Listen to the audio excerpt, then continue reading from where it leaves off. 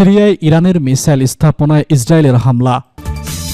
এদিকে অক্টোবর থেকে এখনও পর্যন্ত উত্তর গাজায় 40 দখলদার সেনা নিহত।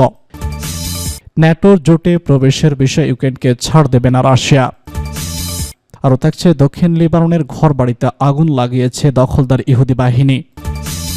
সর্বশেষে জানিয়ে দিব ইসরায়েলের কাছে এখনই সব ধরনের অস্ত্র বিক্রি করুন বলছে লেবার পার্টির এমপি। সিরিয়ায় ইরানের মিসাইল স্থাপনায় ইসরায়েলের হামলা। সিরিয়ায় ইরানের মিসাইল স্থাপনায় অভিযান চালিয়েছে ইসরায়েল। রোববার একেএন নিউজের এক প্রতিবেদনে এই তথ্য জানানো হয়েছে। প্রতিবেদনে বলা হয়েছে, সিরিয়ার মাসফাক নগরীর কাছে অবস্থিত ইরানের একটি ভূগর্ভস্থ মিসাইল স্থাপনায় কামাডো হামলা চালিয়েছে ইসরায়েল। সেখানে তারা দুটি উল্লেখযোগ্য লক্ষ্যবস্তুতে আঘাত আনে। সূত্রটি যারা এসব স্থানে সিরিয়ার প্রতিরক্ষা শিল্পের পরীক্ষা নিরীক্ষা ও গবেষণা করা হতো। একই সাথে ইরানের বিপ্লবী গার্ড পরিচালিত ভূগর্ভস্থ ক্ষেপণাস্ত্র উৎক্ষেপণ করা হতো। প্রতিবেদনে আরো বলা হয়, ইসরায়েল যুক্তরাষ্ট্রকে এই অভিযানের কথা আগেই জানিয়ে রেখেছিল। অক্টোবর থেকে পর্যন্ত উত্তর গাজায় 40 দখলদার সেনা নিহত। ইহুদিবাদী ইসরায়েলের দখলদার সেনাদের বিরুদ্ধে ফিলিস্তিনের অবরুদ্ধ গাজা উপত্যকায় প্রতিরোধ যোদ্ধারা অভিযান অব্যাহত রেখেছে। গাজা থেকে প্রতিরোধ যোদ্ধারা এখন ইসরায়েলকে লক্ষ্য করে রকেট ছুড়েছে এবং গতকাল সেদ শহর লক্ষ্য করে হামাস যোদ্ধারা অন্তত 5টি রকেট ছোড়ে।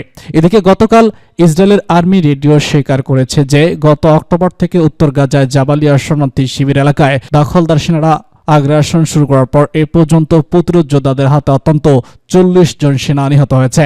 এ সময় ইহুদিবাদী ইসরায়েলের 5551 জন সেনা হতাহত হয়। চলমান গাজা আগ্রাসনে ইহুদিবাদী ইসরায়েল সবথেকে বেশি সেনা হারাচ্ছে বলে ইসরায়েলের ভিতরে অভিযোগ উঠেছে। ইসরায়েলি সামরিক বাহিনী দাবি, এই তথ্য অনুসারে গাজা যুদ্ধ শেষ হওয়ার পর থেকে এখনো পর্যন্ত 824 জন ইসরায়েল সেনা নিহত হয়েছে। এর মধ্যে গাজা উপত্যকায় পশ্চিম তীর এবং লেবাননে নিহত সেনা অন্তর্ভুক্ত রয়েছে। তবে ফিলিস্তিনি এবং হিজবুল্লাহ যোদ্ধা নিহত ইসরায়েলি সেনার সংখ্যা এর চেয়ে অনেক বেশি বলে নিশ্চিত করেছে। ন্যাটো জোটে প্রবেশের বিষয়ে ইউক্রেনকে ছাড় দেবে না রাশিয়া। রাশিয়ার পররাষ্ট্রমন্ত্রী সের্গেই লাভরভ বলেছেন, ন্যাটো জোটে ইউক্রেনের সদস্যপদ স্থগিত করতে বা ইউক্রেনে ইউরোপীয় শান্তিরক্ষী মোতায়েন করার বিষয়ে রাজি হবে না রাশিয়া। সম্ভাব্য শান্তি চুক্তির অংশ হিসেবে মার্কিন প্রেসিডেন্ট নির্বাচনে ডোনাল্ড ট্রাম্পের উপদেষ্টারা এই দুটি প্রস্তাব দিয়েছেন।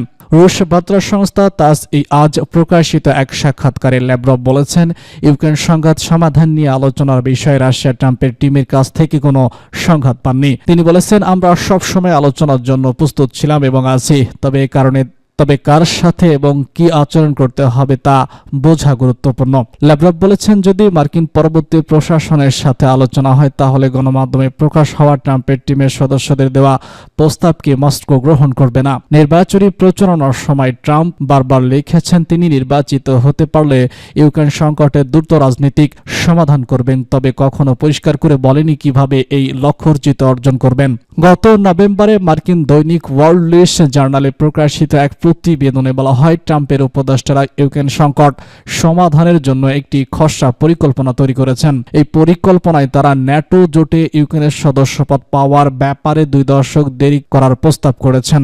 এছাড়া বর্তমান ফ্রন্টলাইনে স্থবিরতা আনা এবং একটি নিরপেক্ষকরণ অঞ্চল প্রতিষ্ঠা করা হবে, যার নিয়ন্ত্রণ থাকবে ইউরোপীয় মিত্র দেশগুলোর শান্তিরক্ষীদের হাতে। তবে রুশ পররাষ্ট্রমন্ত্রী বলেছেন, রাশিয়া এবং ইউক্রেনের মধ্যে শান্তি প্রতিষ্ঠা হতে পারে শুধুমাত্র নির্ভরযোগ্য ও বৈধ বাধ্যতামূলক চুক্তির মাধ্যমে, যাতে চলমান সংকটের মূল কারণ চিহ্নিত করা হবে।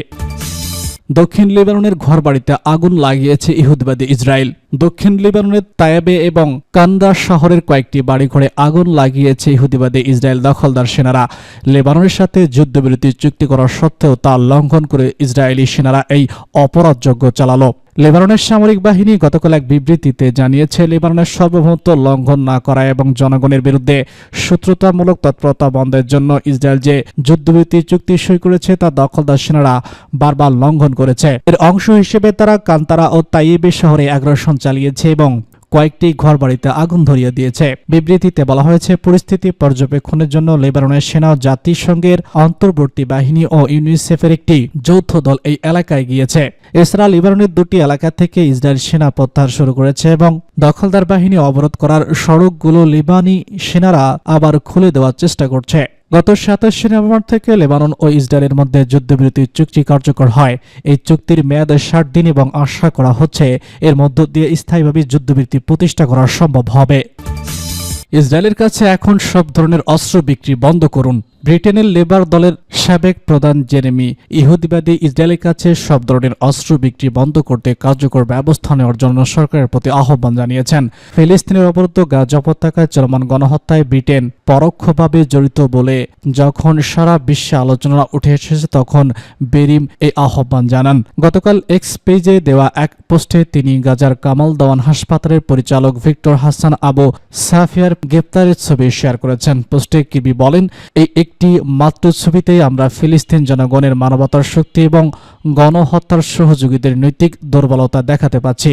এখনই ইসরায়েলের কাছে সব ধরনের অস্ত্র বিক্রি বন্ধ করুন। গাজা ইহুদিবাদী ইসরায়েলের সামরিক সরঞ্জাম ব্যবহারের বিষয়ে বহু সংখ্যক আন্তর্জাতিক সংস্থা এবং ব্রিটিশ মানবাধিকার সংগঠন দফায় দফায় উদ্বেগ প্রকাশ করে আসছে। ইসরায়েল 14 মাসের বেশি সময় ধরে গাজা আগ্রাসন চালাচ্ছে এবং 45,500-এর বেশি মানুষকে হত্যা করেছে। এছাড়া সেখানকার প্রায় সমস্ত হাসপাতাল ও চিকিৎসা কেন্দ্র ধ্বংস করেছে। এই আগ্রাসন ইসরায়েল ব্যাপকভাবে মার্কিন ও ব্রিটিশ অস্ত্র ব্যবহার করছে। যদিও ব্রিটেনের বর্তমান সরকার ইসরায়েলের কাছে অস্ত্র পাঠানোর ব্যাপারে আংশিক নিষেধাজ্ঞা আরোপ করেছে, তবে যে অস্ত্র এখনো ইসরায়েলে পাঠানো হচ্ছে তা গাজায় গণহত্যা ও ধ্বংসযজ্ঞ চালানোর জন্য যথেষ্ট।